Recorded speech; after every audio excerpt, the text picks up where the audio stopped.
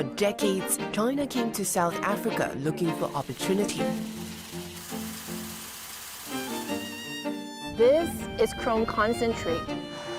Some arrived with little more than a suitcase. My name is Nanfei, which in Chinese, it translates directly to South Africa. Today, China's footprint is impossible to miss. But something is changing. 真正扎根在这个地方做制造业的，实际上并不是很多。 What is driving this transformation? And what does it mean for China's next chapter in South Africa?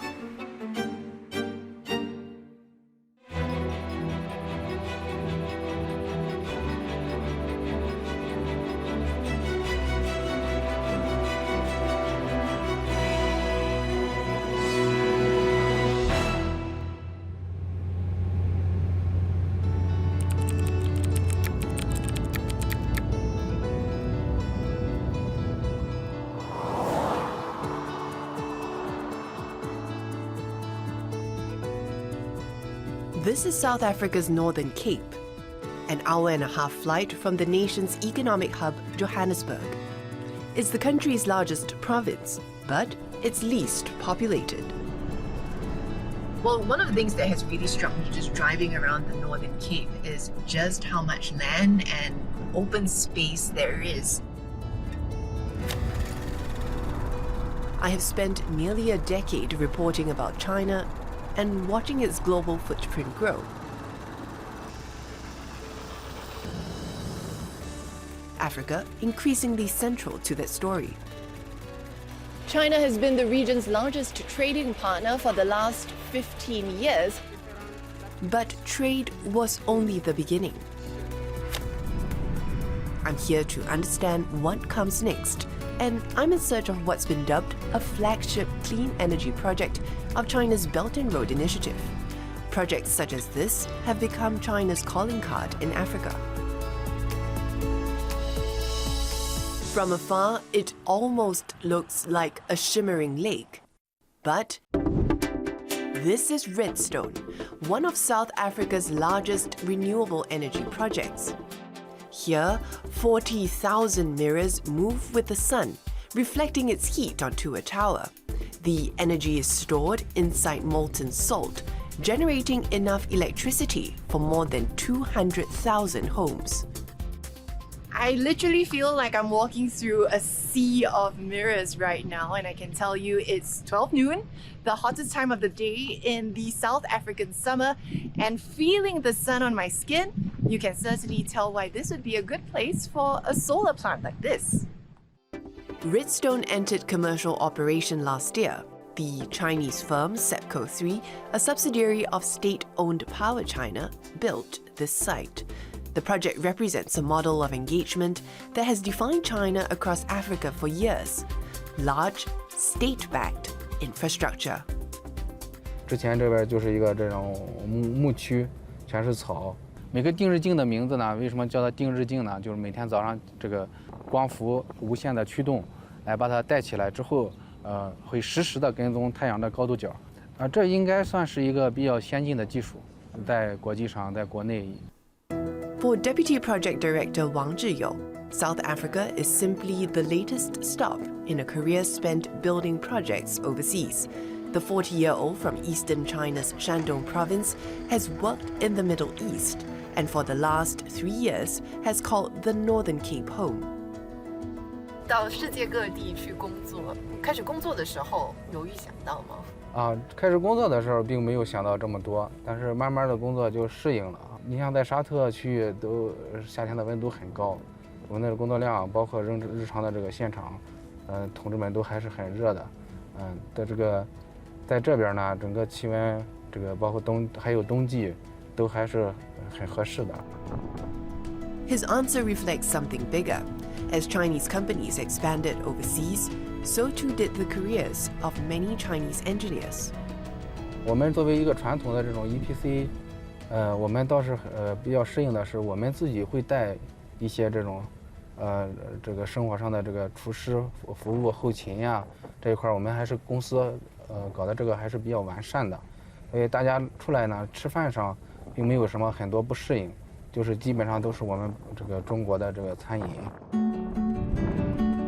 Every mega project changes more than a landscape. It changes the people around it too.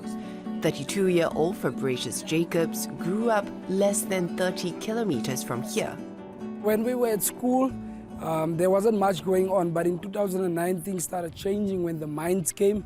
They started discovering that there's iron ore and manganese in our place. And as time developed, a lot of solars also started popping up.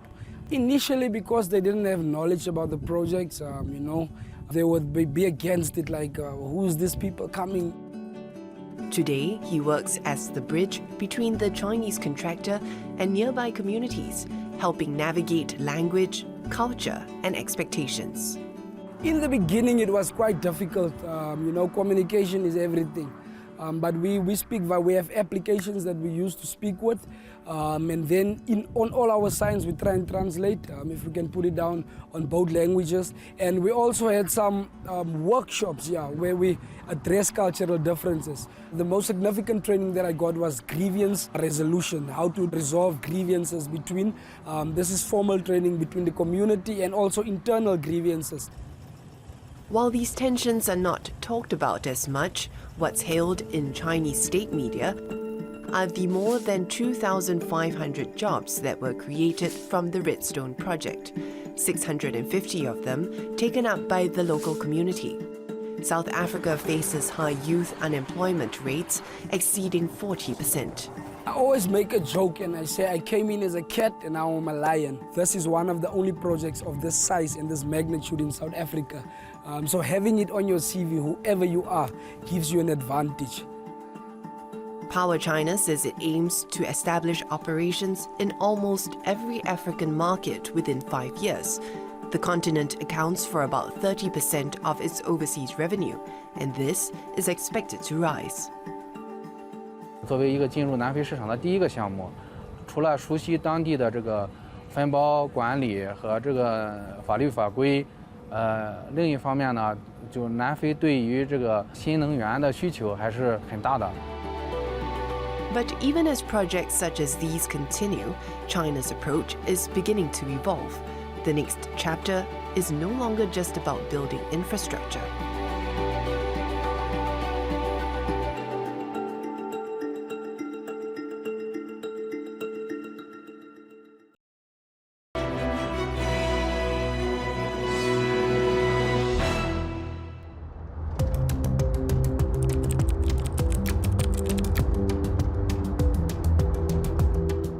Much of this landscape has shaped China's relationship with South Africa.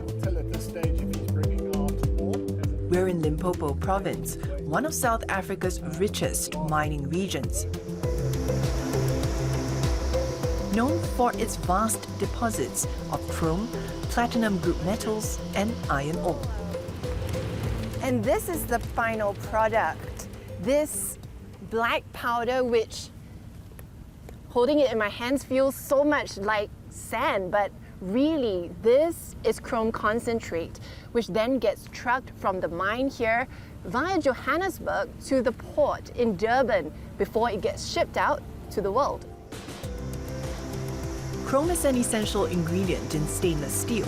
For a long time, China came here to buy minerals such as these, but increasingly, it's more than just the end user. We're in Langpan's chrome mining pit. We're roughly 25 meters below ground level. If you look up at the rocks here, these rocks are far too hard for excavators to break. You'll see a blue drill rig, and what that does is it drills holes into the waste rock. You load those holes with explosives and you shatter the rock into pieces that your big excavators would collect, place on ADTs, and then move out of the pit. It will go up into the crushing section, and in that crushing section it will break this down from about 30 centimeters to 4 centimeters or less. It will then head off into our processing plant, where it will continue being beneficiated into a chrome concentrate. I think our goal is to get this chrome out as quickly as possible, as cleanly as possible, and as efficiently as possible. So in short, the equipment makes a difference to your bottom line. Absolutely. What we realized is that Sany's equipment is highly cost efficient. It's very, very competitive. It runs at very low operating costs. What surprised me wasn't simply that the mine had chosen Chinese machinery, it was why. Sany was established in 1994. It's grown into one of China's largest heavy equipment manufacturing companies, with machinery sold in more than 180 countries and regions. Last year, it generated almost $12.5 billion in revenue. What that means from a maintenance and post-sales service is it simplifies that entirely. How did a Chinese machinery company become so deeply embedded in one of South Africa's mines? To find out, I traveled back to Johannesburg.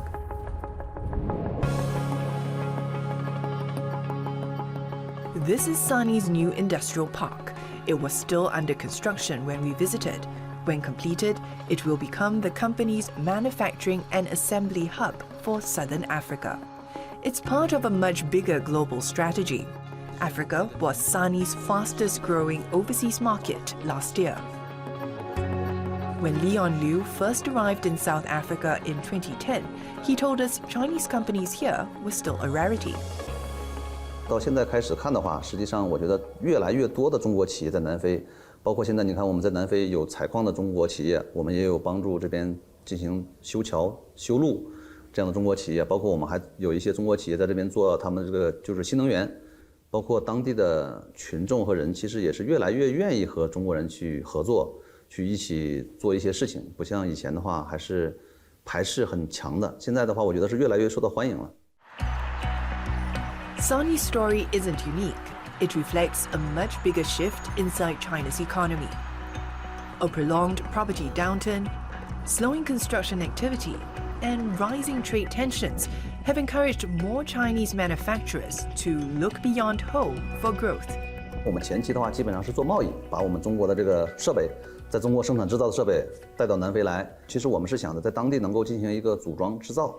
包括我们这工厂，其实我们的设计的目的就是每年能够有1000台设备的一个在当地的组装这样的一个情况，带动当地的一个就业情况。整机运输其实是有风险的，因为它做滚装船，一是这个设备可能会出现一些损坏，再有一个它做滚装船的时候费用是比较高的。所以说我们通过这种散件拆散之后装在集装箱里发过来，这样的话，首先在集装箱里面，我这些原材料是不会损坏，没有2次维修的成本。 再有一个就是说，我的运费上面会节省一部分费用。 Sany's transformation has been striking. By 2023, overseas markets had become the biggest part of its business. Last year, they accounted for almost 2/3 of the company's revenue. Across industries, Chinese manufacturers are increasingly choosing to build closer to customers. You had local manufacturers trying to essentially push for more protective tariffs to protect South Africa's local car manufacturing industry. What the South African government sought to do was they sought to essentially try and encourage Chinese investment into local manufacturing rather than trying to restrict imports. That policy is already taking shape. Chery, China's largest vehicle exporter, recently opened its first manufacturing plant in South Africa, taking over a former Nissan car factory while pledging to create nearly 3,000 jobs. The two governments have also been deepening economic ties through new trade, investment, and regulatory agreements. The reality that we've had our smelters in chrome and manganese closing down, and a lot of this product going into the Chinese market, and we said, but can we try and ensure that we get Chinese investors to do these sorts of investment in the country? And China has been open to that discussion. What would success look like to you when it comes to negotiating this new trade agreement? Well, success would include greater industrialization in South Africa. It would include improving the balance of trade. South Africa's economy has been growing at a very low level, and I think this gives us an opportunity to accelerate that level of growth. As China emerged from the COVID-19 pandemic, its economy looked different. That shift didn't just reshape industrial giants. it also created opportunities for a new generation of Chinese entrepreneurs.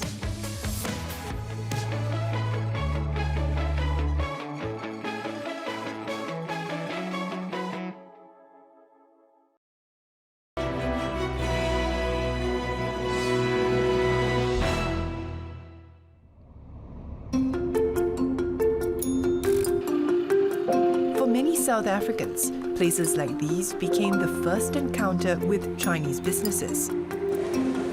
Rows of imported goods from China, family-run shops, entrepreneurs chasing opportunity. They became known simply as China malls. So I've just been inside the China Mall, and really there are so many people inside shopping. After all, it is the weekend here, and you really can find everything from electronics to clothes, toys. Many of the traders I met didn't want to appear on camera, but their stories sounded familiar. They came looking for opportunities. Some said jobs had become harder to find in China. Others believed they could build a business here with relatively little capital. Now, we've been driving around this industrial area that's just right next to the Johannesburg CBD, and already on this short stretch of road, we've passed by maybe 4, 5, or even more China malls. These have really sprung up over the years, so much so that locals call this area now the new Chinatown. But this isn't where the story began.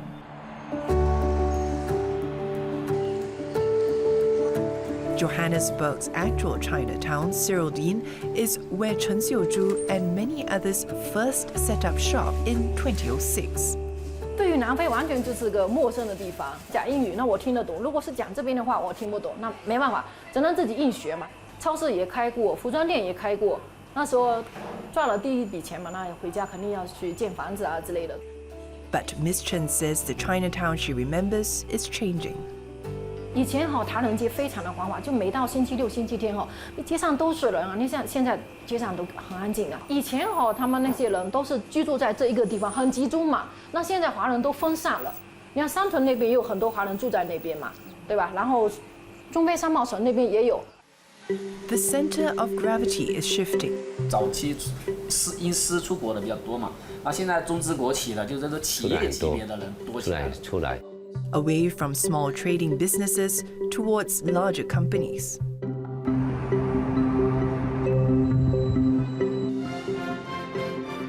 中规论坛在前年呢召开后，很多的企业要走出来，也需要政府的签证引信。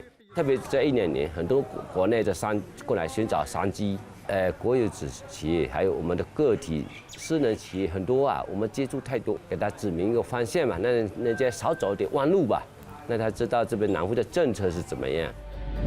The entrepreneurs today often have a very different profile. 35-year-old Eason Zhou is one of them. So over there, those are the inverters. She studied overseas and relocated after marrying a South African. She worked in property before spotting an opportunity in 2022 during South Africa's electricity crisis.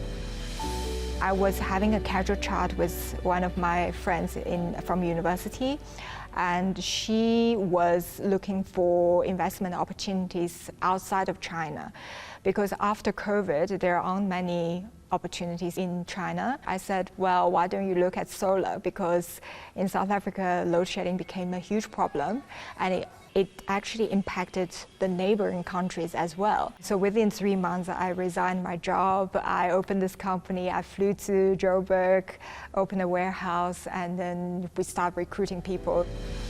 Her business isn't simply about importing solar equipment. It's about connecting Chinese manufacturers with African customers. People are inviting me to go and see their factory. I was in Jiangsu province and I was in Shenzhen, where a lot of solar companies were there, and the people was like, oh, we know that you are in China, come and visit our factories. Here we are. Look at these panels on a round roof. It's more and more difficult for Chinese companies to sell within China, so it's a strategy for all of these factories to look overseas. And also Europe is very exaggerated. When they first came, they thought, okay, cool, the market's great. I can just send some salespeople from China to do the sale. The market's reaction is, first of all, yes, I can buy from you from a cheaper price, but afterwards I have no support. I'd rather spend more money to buy from a local distributor, which we know they're going to be here long term. But perhaps the clearest sign of how the China-South Africa relationship has evolved is 31-year-old Liu Nanfei. When my parents were deciding on immigrating, we're from Guizhou province in China. When post-apartheid happened in 1994, they saw that there was a great opportunity for them to select South Africa as their country of choice. And to honor sort of that confidence, they also named me after South Africa. So my name is Nanfei, which in Chinese, it translates directly to South Africa. Unlike her parents building a business importing Chinese goods, Miss Liu grew up in South Africa before leaving to study and later work in the United States. Like many young professionals, she could have stayed, but instead chose to come back 2 years ago. With how South Africa and China's political relationships were developing, my parents brought up the idea that why don't you come back, right? Which is a very controversial idea, because once you go to America, why would you come back, right? But like, this is very common now, where so many of my peers who were in Australia or America are choosing to come back to South Africa to whether join our economy here or inherit their parents' business, because we're seeing such promising growth. Today, Miss Liu runs a business helping Chinese companies expand into South Africa, and South African organizations build relationships in China. My parents, they built their business on what you could perhaps just call hard skills, right? Where I'm building my business on soft power, and that's relationship and understanding culture. We're not a public relations company, we're not an events coordination company. We're a company where we strategize what is needed for you to successfully implement yourself in South Africa or in China. As my time in South Africa drew to a close, I realized I came looking for China's next chapter in the country. But what I found was a relationship changing in both directions. As China evolves, South Africa is changing with it. And in turn, the choices made here are shaping China's future as well.